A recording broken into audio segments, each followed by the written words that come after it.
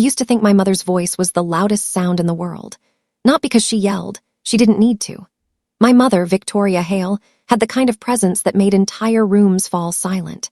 She owned a chain of private medical centers across New England, sat on 3 hospital boards, and had a reputation for being the kind of woman who could fire a surgeon with a single raised eyebrow. People feared her. I feared her too, though I didn't admit that until much later. Growing up as her only daughter meant my life was curated, polished, and pre-approved like one of her glossy magazine interviews. I was expected to be perfect. Perfect grades, perfect posture, perfect career, perfect fiancé. My mother didn't raise a daughter. She raised an heir. But everything changed the day I met Lucas. I was 29, exhausted, and running late for a mandatory charity luncheon my mother insisted I attend. She claimed it was good exposure for me, which was her polite way of saying I needed to be seen with the right people. I'd spent the morning reviewing patient satisfaction reports for one of her clinics. My job, if you could call it that, was essentially to smile, nod, and pretend I had authority while she made every decision behind the scenes. I was crossing the street near the hospital when a cyclist swerved too close, clipped my shoulder, and sent my phone flying. I stumbled, cursing under my breath, and that's when I heard a voice behind me. "Hey, are you okay?" I turned and saw him. Tall, broad-shouldered, wearing navy EMT scrubs and a reflective jacket. His hair was dark and slightly messy, like he'd run his hands through it a dozen times during a long shift. His eyes were warm, steady, the kind of eyes that made you feel seen instead of evaluated. "I'm fine," I said, brushing off my coat. "Just my phone." He bent down, picked it up, and handed it to me. "Screen's cracked, but it still works. You sure you're all right?" I nodded, though my heart was still racing. "Yeah, thank you." He smiled, and it wasn't the polished, calculated smile I was used to from the men in my mother's world. It was real. "I'm Lucas," he said. "Rough morning." "You have no idea." He chuckled. "I work in emergency response. Trust me, I've seen rough." I don't know why, but I laughed. Really laughed. The kind of laugh that felt like oxygen after years of holding my breath. He glanced at his watch. "I'm on break for another 10 minutes. Want to grab a coffee? You look like you need one." I should have said no.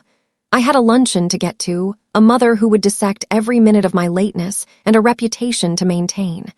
But something inside me, something small and rebellious, said yes. We walked to a tiny cafe across the street, the kind with mismatched chairs and chalkboard menus. No one there recognized me. No one cared who my mother was. For the first time in years, I felt normal. We talked about everything and nothing. He told me about his job, the adrenaline, the exhaustion, the moments that broke him and the moments that made it worth it. I told him about my work, though I left out the part where my mother controlled every aspect of it. I didn't want him to see me as some pampered rich girl. I wanted him to see me. When his break ended, he stood and gave me a soft smile. "It was nice meeting you, Emma. Maybe I'll see you around." I surprised myself by saying, "I hope so." I didn't tell my mother about him. Not then, not for months. Lucas and I started seeing each other quietly. Coffee breaks turned into dinners, dinners turned into long walks turned into nights spent talking until sunrise. He was gentle, grounded, and honest in a way that felt foreign to me. He didn't care about money, status, or appearances. He cared about people. He cared about me. And I fell in love with him, long before I admitted it out loud. But secrets don't stay hidden forever, not in my mother's world. The day she found out about Lucas was the day everything began to unravel. I came home to find her sitting in my apartment, legs crossed, hands folded neatly in her lap like she owned the place. She didn't knock. She never knocked. "Emma," she said, her voice smooth as glass, "we need to talk." My stomach dropped. About what? She slid a manila folder across the table. My blood ran cold. I knew that folder. I'd seen it before, when she investigated my college boyfriend, when she vetted potential employees, when she wanted leverage. Inside were photos of Lucas, his workplace, his apartment, his salary, his background. "You're dating an EMT," she said, as if the words tasted sour. A man who makes less in a year than your handbag collection. I clenched my jaw. He's a good person. He's beneath you. No, Mom, he's just beneath your standards. Her eyes hardened. End it today. I won't. She stood, her expression icy. Then you leave me no choice. I didn't know what she meant until the next morning, when I arrived at work and found my badge deactivated. My email locked, my office reassigned. Security escorted me out of the building like I was a stranger. My mother didn't fire me, she erased me. And that was only the beginning. She froze my accounts, cut off my access to the family trust, called every hospital administrator she knew and told them I was emotionally unstable and unfit for employment.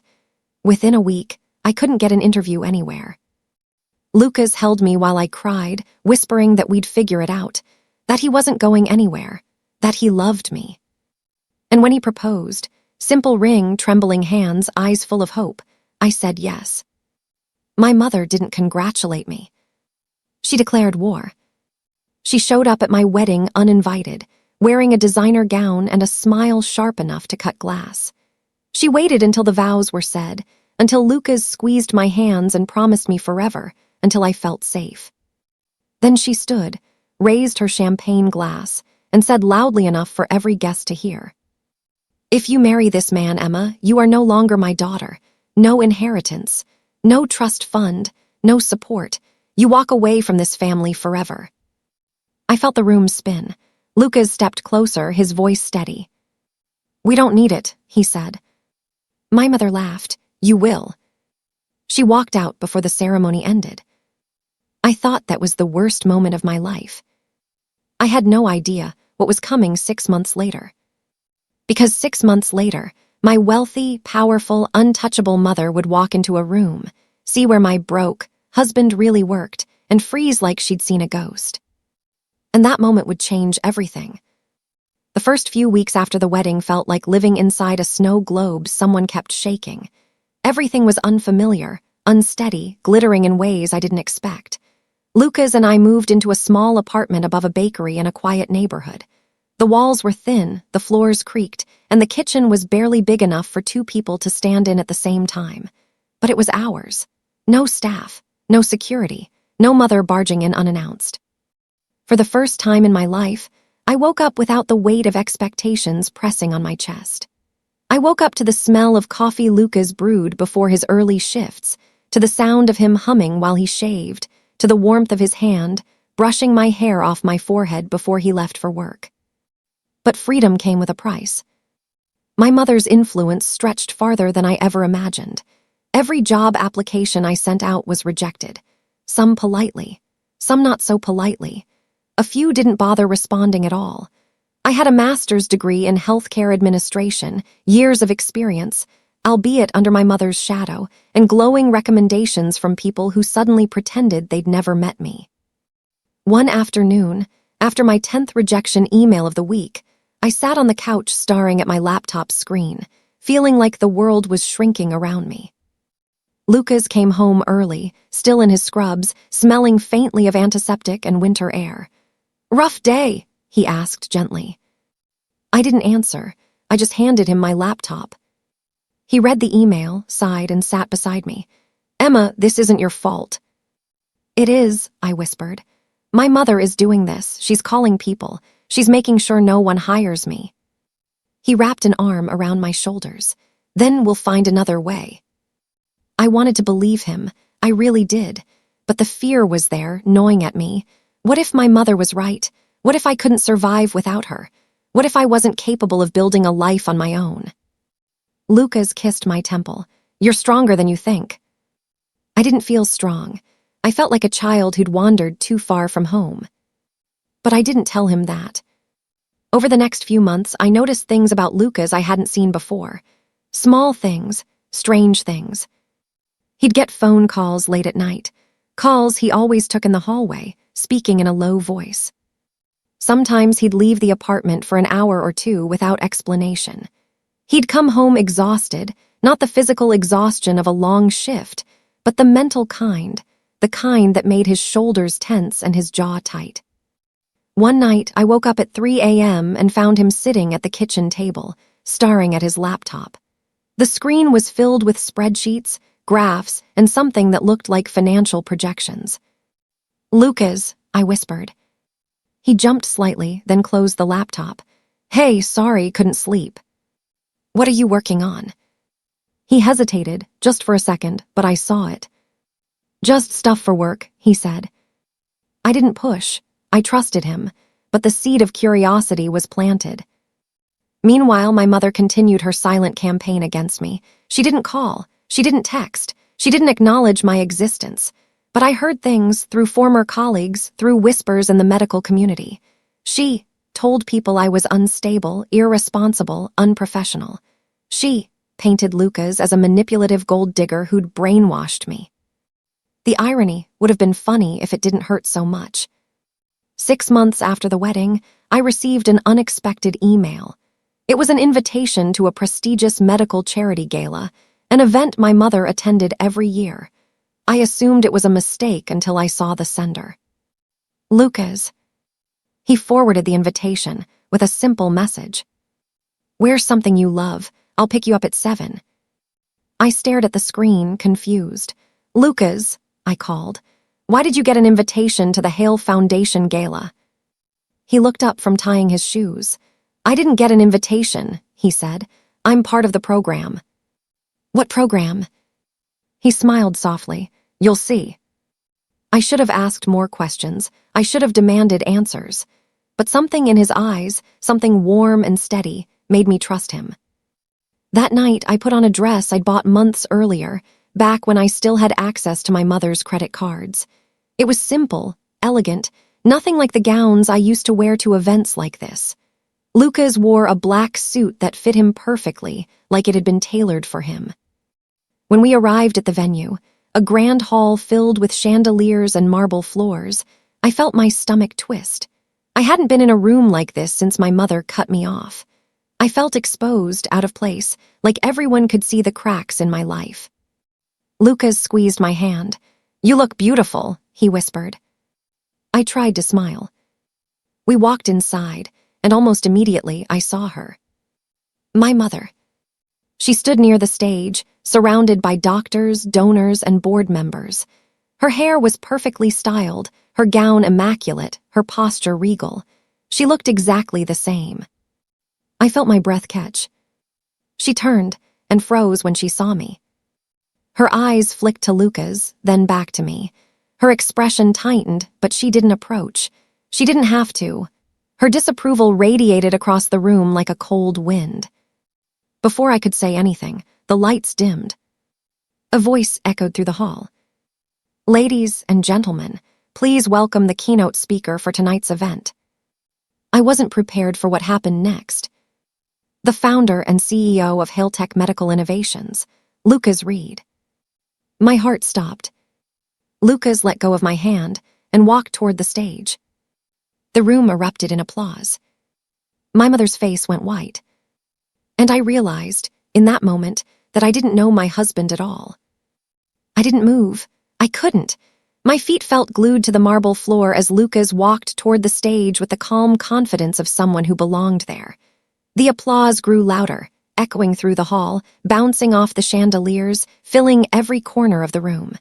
People around me whispered his name, his real name, like they'd been waiting for this moment.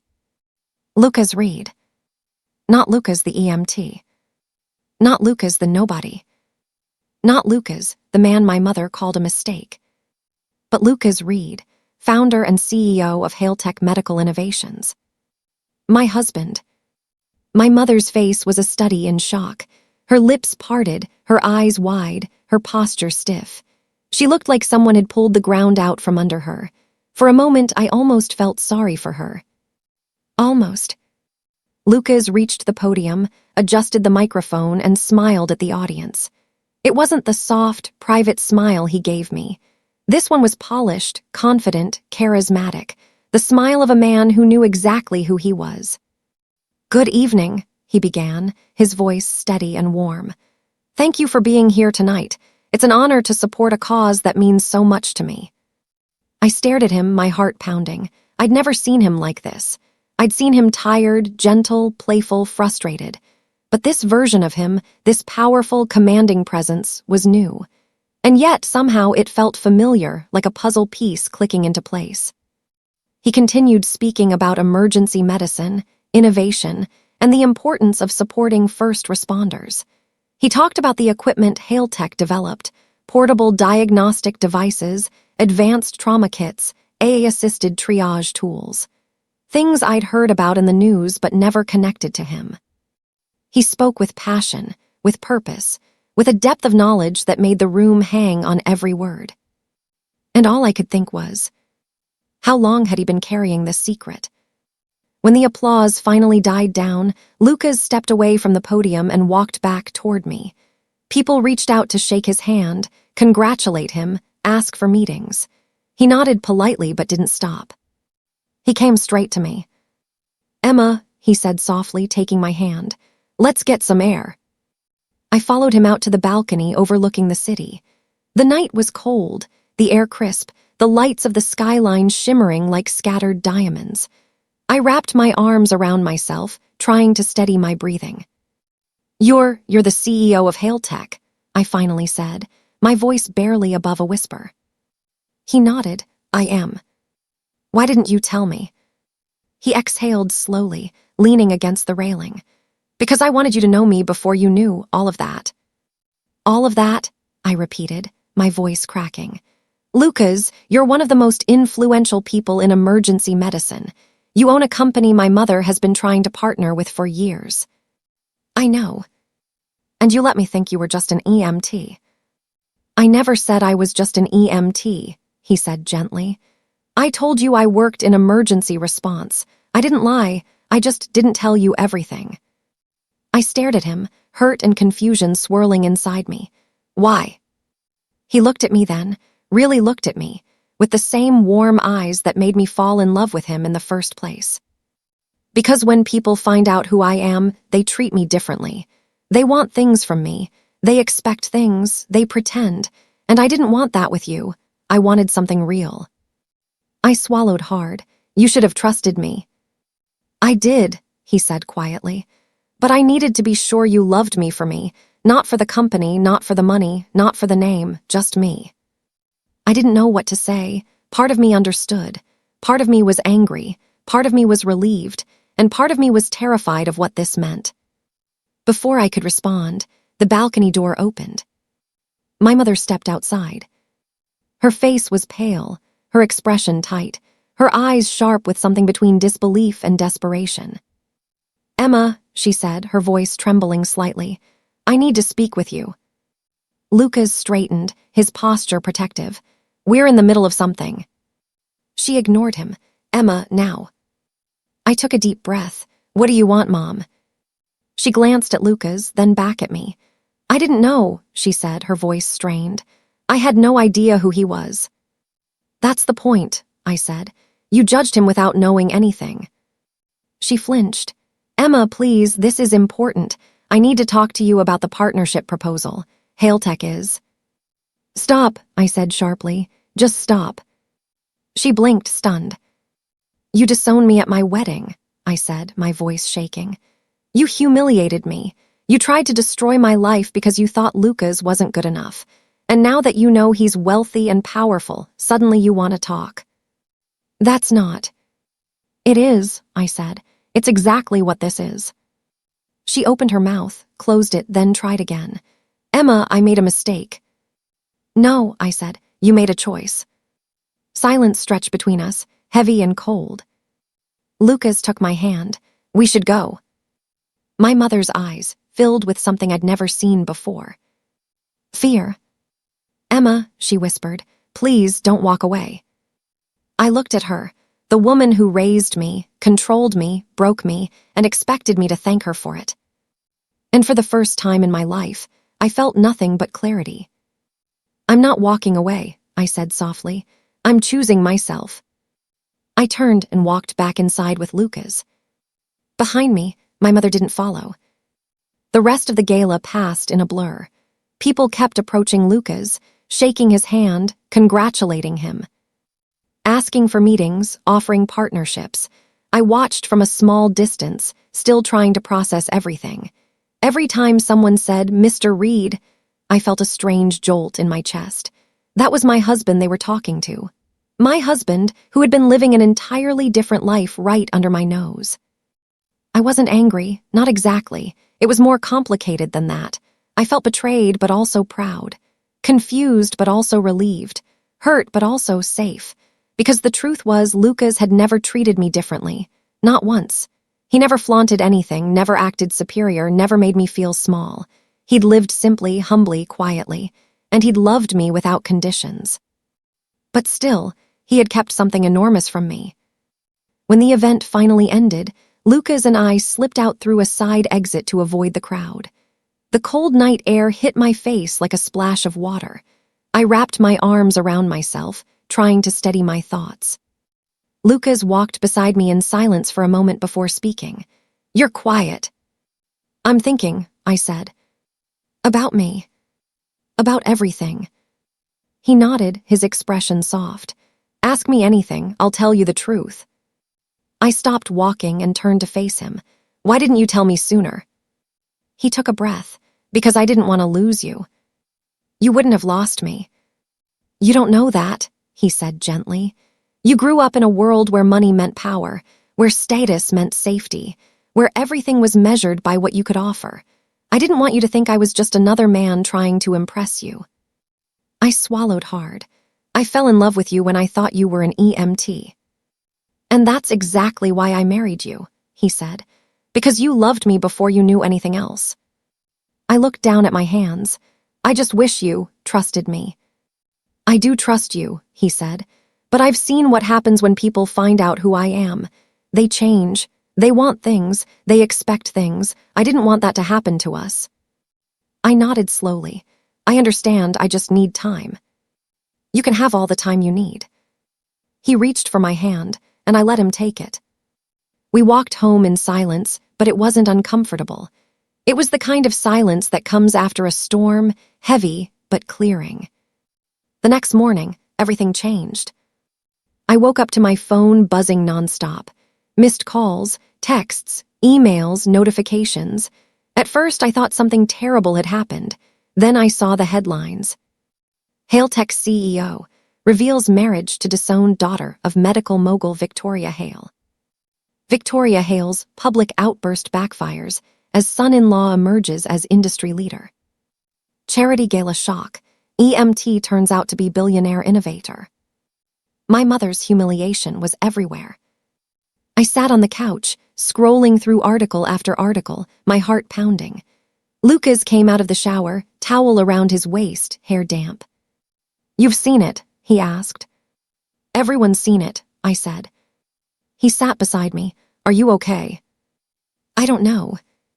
He took my hand. "Whatever happens next, we'll face it together." I believed him. But I wasn't prepared for what happened that afternoon.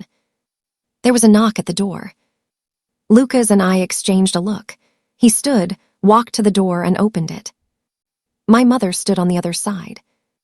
Her makeup was perfect, her hair immaculate, her coat expensive. But her eyes were different. They weren't cold or sharp or calculating. They were scared. "Emma," she said, her voice trembling, "may I come in?" Lucas stepped aside, but he didn't move far. He stayed close, protective. My mother walked into our small living room and looked around. I saw her take in the second-hand furniture, the tiny kitchen, the mismatched curtains. She didn't sneer, she didn't judge. She just looked. "I owe you an apology," she said quietly. I blinked. "What?" She clasped her hands together, something she only did when she was nervous. "I was wrong, about Lucas, about your marriage, about everything." I stared at her, stunned. "I didn't know who he was," she continued. "If I had..." I cut her off. "If you had known he was wealthy, you wouldn't have disowned me." She flinched. "That's not what I meant." "It's exactly what you meant." She took a shaky breath.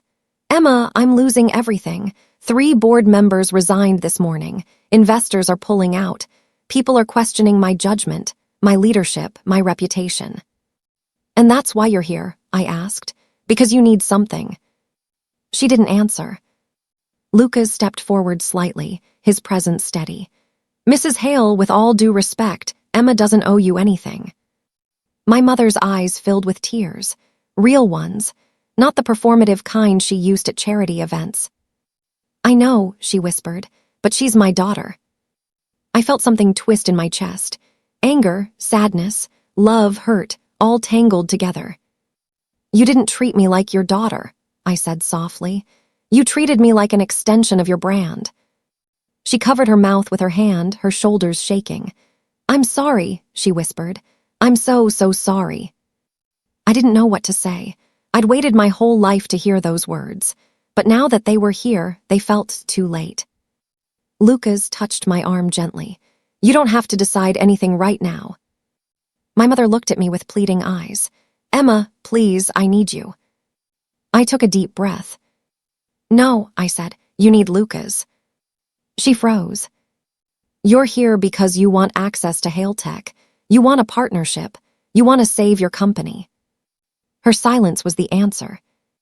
I stepped back. "I'm not your bargaining chip anymore." My mother's face crumpled. "Emma." "I'm done," I said. "I'm choosing myself." Lucas took my hand.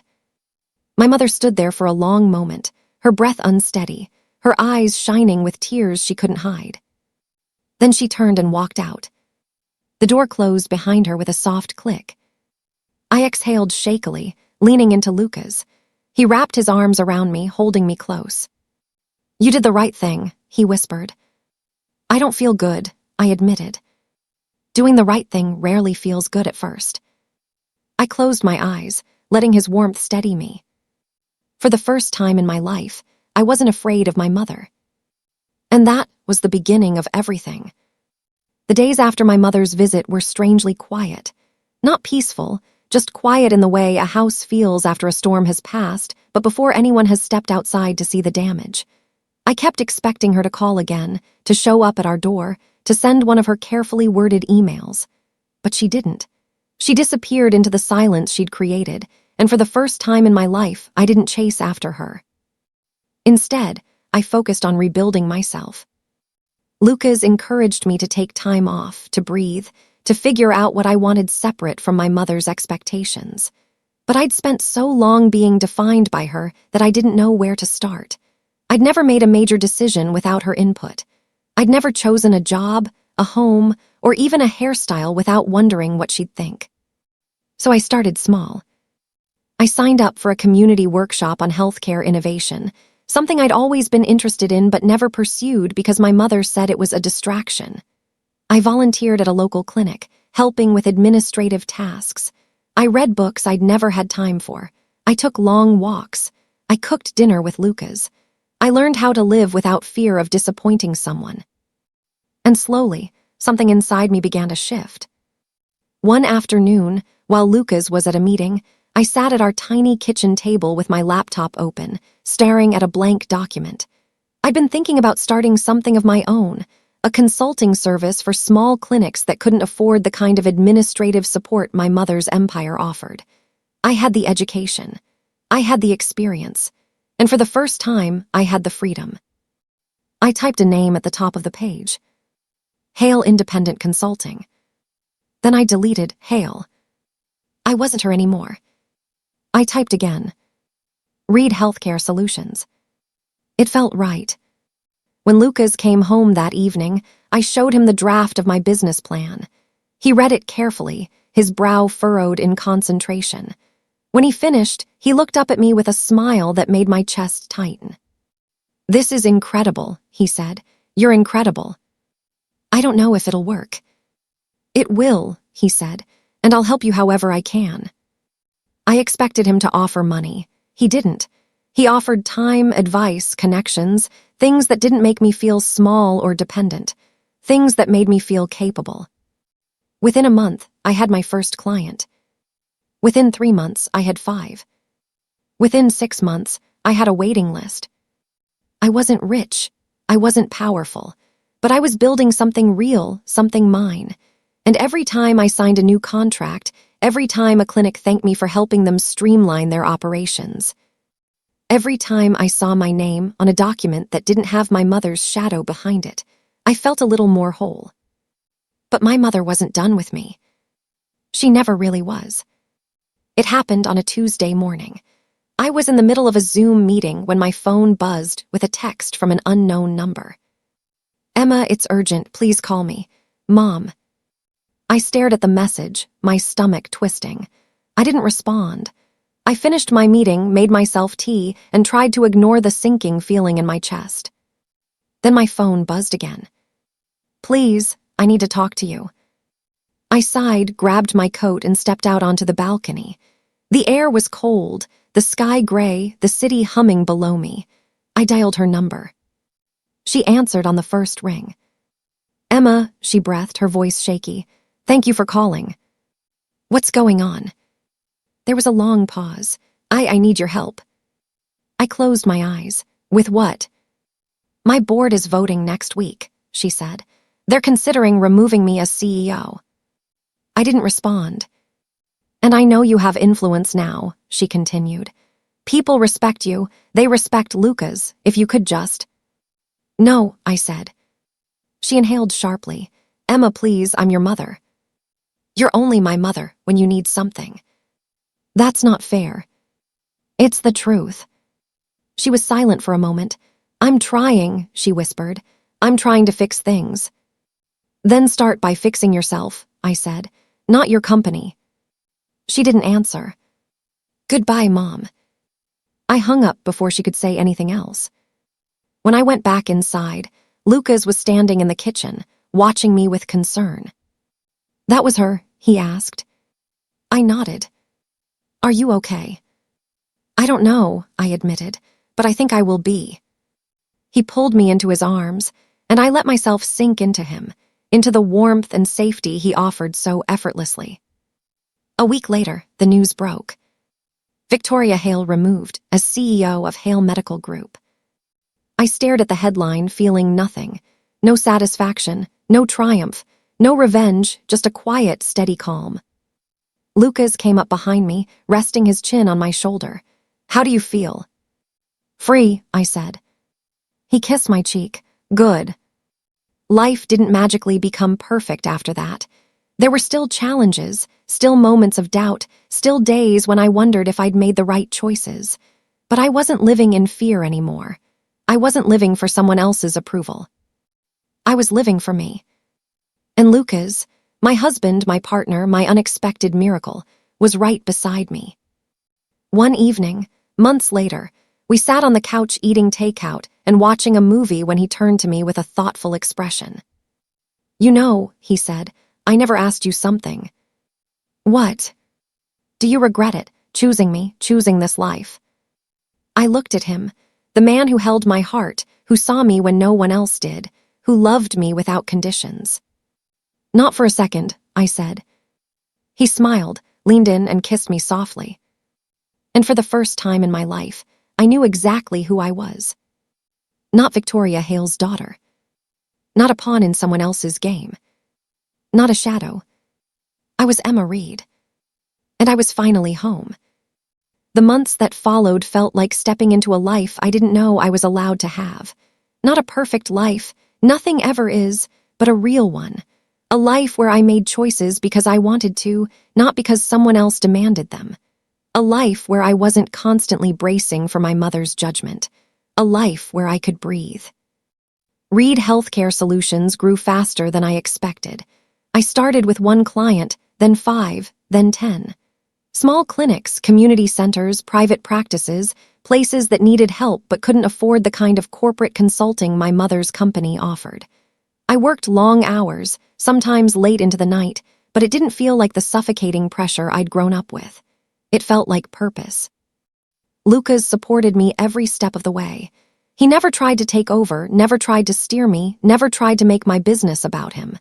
He offered advice when I asked, encouragement when I doubted myself, and space when I needed to figure things out alone. He was steady, patient, and endlessly kind. But my mother's shadow still lingered. Even after she was removed as CEO, her name carried weight. People whispered about her downfall, about the board's decision, about the scandal at the gala. Some said she deserved it. Some said it was tragic. Some said it was karma. I didn't say anything. I didn't defend her. I didn't condemn her. I simply moved forward. But she didn't. One evening, I was finishing up a client report when my phone buzzed with a call from an unknown number. I almost ignored it, but something made me answer. Hello. There was a pause, then a voice I knew too well. Emma. My chest tightened. Mom. I didn't know if you'd pick up.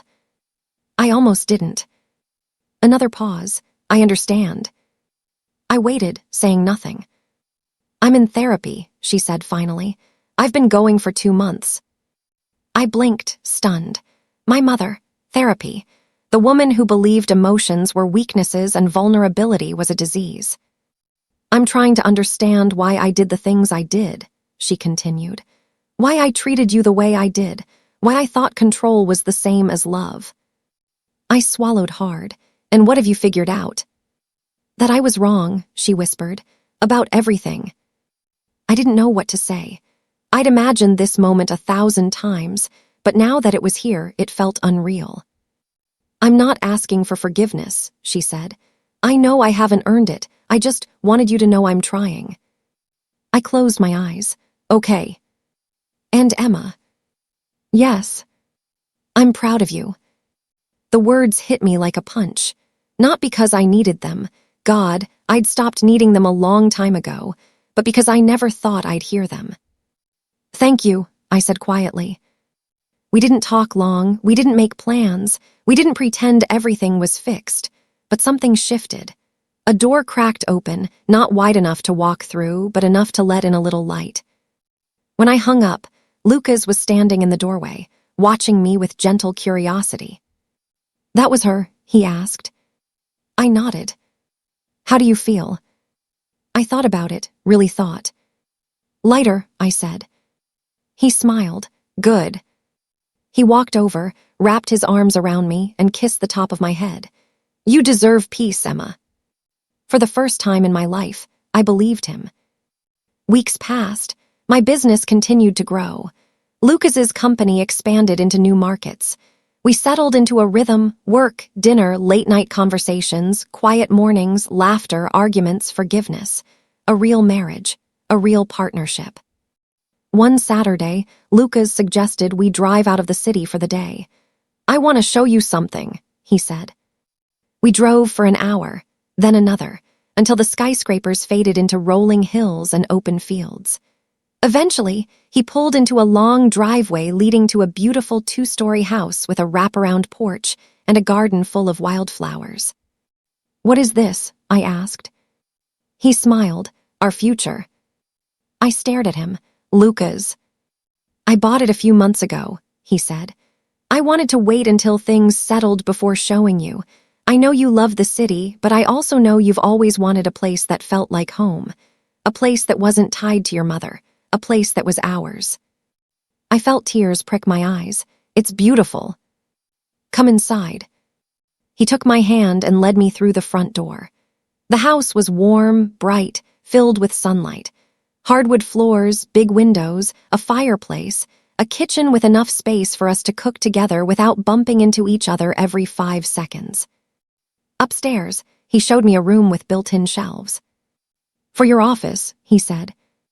Another room with soft lighting and a window seat. For reading, he said. And finally, a room with pale blue walls and a view of the garden. For someday, he said quietly. My breath caught. Someday. He nodded. If you want. I didn't answer. I couldn't. My heart was too full. We walked back downstairs, and I stood in the middle of the living room, turning slowly, taking it all in. Lucas, I whispered, this is everything.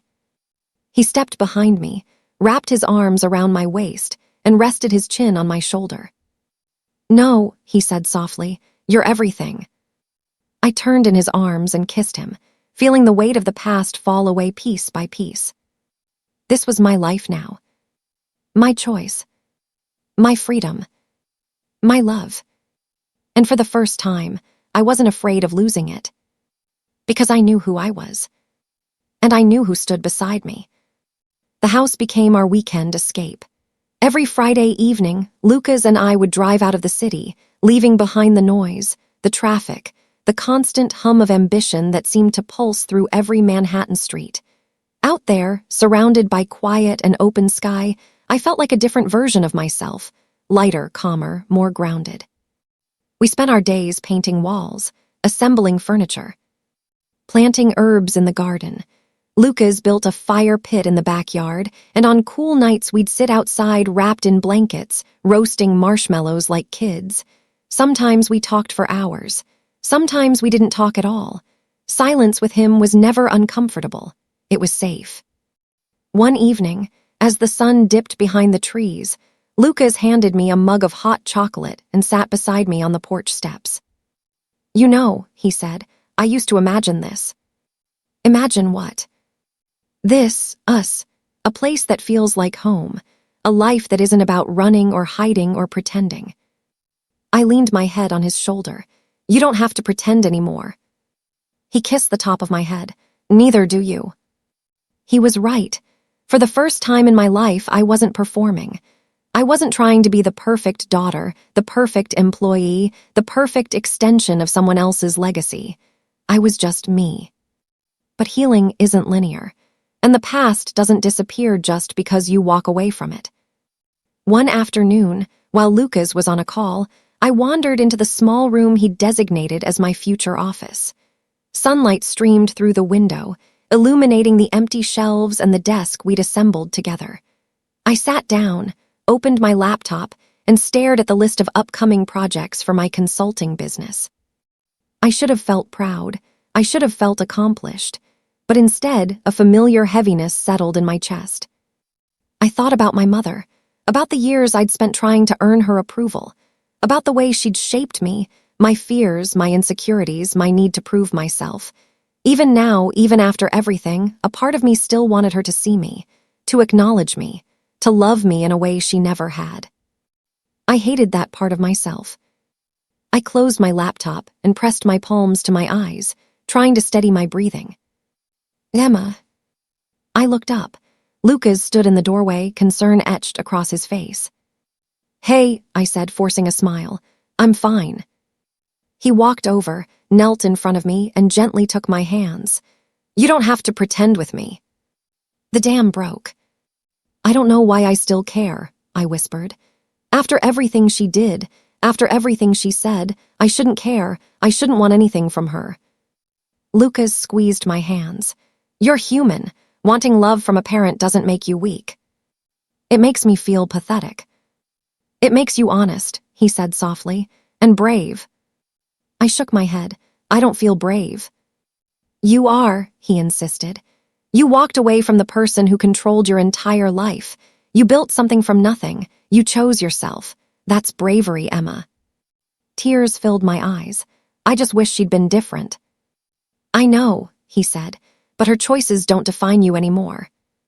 I leaned forward, resting my forehead against his. "Thank you." "Always." We stayed like that for a long moment, breathing in sync, letting the quiet settle around us. Later that evening, as we cooked dinner together, my phone buzzed with a notification. I glanced at the screen and froze. A message from my mother. "I'm in the area. Could we talk?" Lucas looked at me. "Do you want to?" I didn't know. Part of me wanted to ignore her. Part of me wanted to scream. Part of me wanted to run into her arms like I used to when I was little, before everything became complicated. But I wasn't that little girl anymore. "I'll meet her," I said finally, "but alone." Lucas nodded, though I could see the worry in his eyes. "I'll be here when you get back." I drove to a small cafe near the edge of town. My mother was already there, sitting at a corner table, her hands wrapped around a cup of tea she hadn't touched. She looked smaller somehow. Not physically, she still carried herself with the same rigid posture, but emotionally. Like the armor she'd worn her entire life had cracked. She stood when she saw me. "Emma." "Mom." We sat. For a moment, neither of us spoke. Then she said, You look well. I am. I'm glad. I waited. She took a shaky breath. I've been thinking a lot, she said. About you, about us, about the choices I made. I didn't interrupt.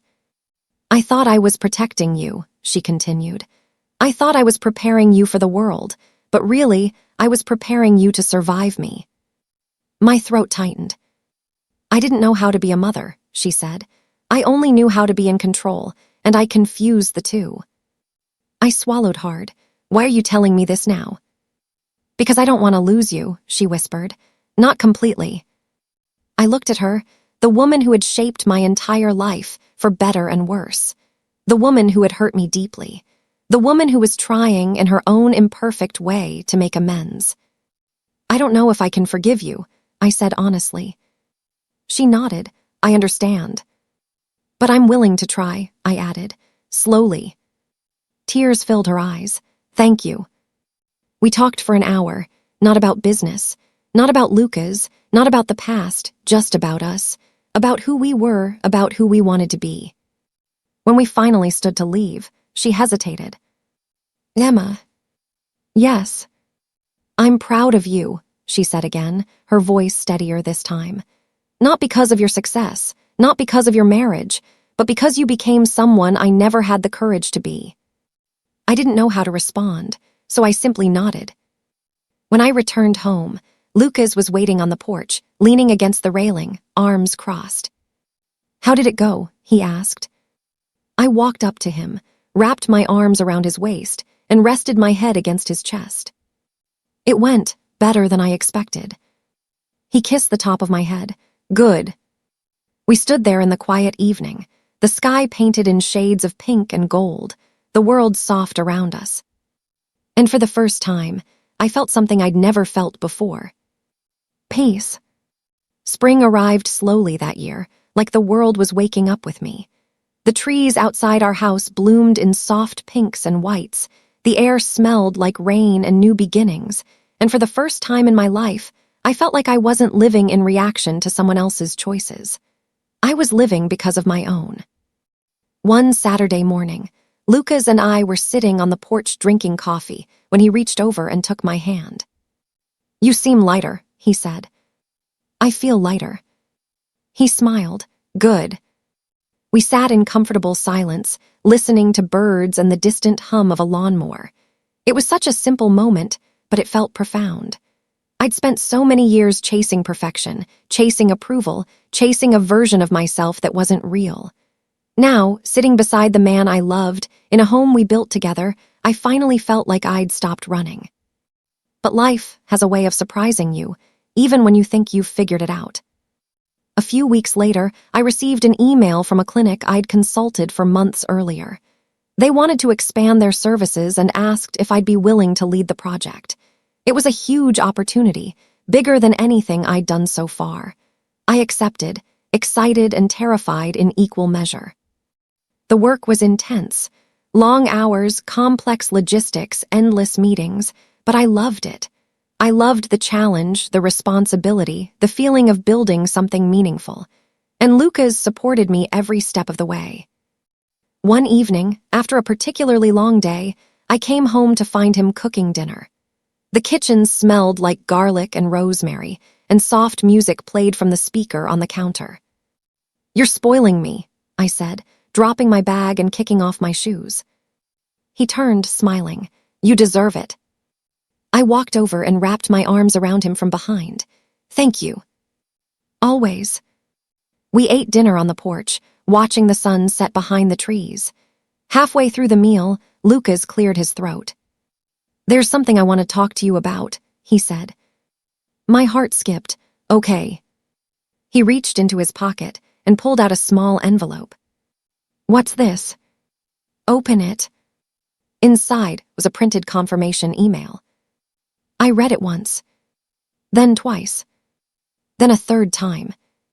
Lucas, I whispered, this is a reservation. He nodded, for two. At the adoption agency. He nodded again. My breath caught. Are you serious? I am, he said softly. I know we talked about kids. I know you weren't sure. I know your childhood made you afraid of repeating the same patterns. But Emma, you're not your mother. You never will be. And I think you'd be an incredible mom. Tears filled my eyes. I don't know if I'm ready. You don't have to be, he said. We can take it slow. We can ask questions. We can walk away if it doesn't feel right. There's no pressure. I just wanted you to know that if you ever want a family, I'm here, I'm ready, and I want it with you. I covered my mouth with my hand, overwhelmed. Lucas. He reached for my hand. You don't have to decide tonight, or next week, or next month. I just wanted you to know the door is open. I nodded, tears slipping down my cheeks. Thank you. We sat there for a long time, holding hands, watching the sky fade into twilight. Later that night, after Lucas fell asleep, I lay awake thinking about the future, about the life we were building, about the woman I was becoming, about the mother I might someday be. And for the first time, the idea didn't terrify me. It felt possible. A few days later, I received another message from my mother. Not a plea, not a demand, not an apology. Just a simple text. Thinking of you today, hope you're well. I stared at it for a long moment before replying. Thank you, I hope you're well too. It wasn't reconciliation. It wasn't forgiveness. It wasn't a perfect ending. But it was a beginning. Months passed. My business flourished. Lucas's company launched a new line of emergency medical devices that made national headlines. We spent weekends at the house, weekdays in the city, and every night wrapped in each other's arms. One evening, as we sat on the porch watching fireflies dance in the yard, Lucas turned to me. Any regrets? He asked. I thought about everything, the pain, the loss, the fear, the uncertainty.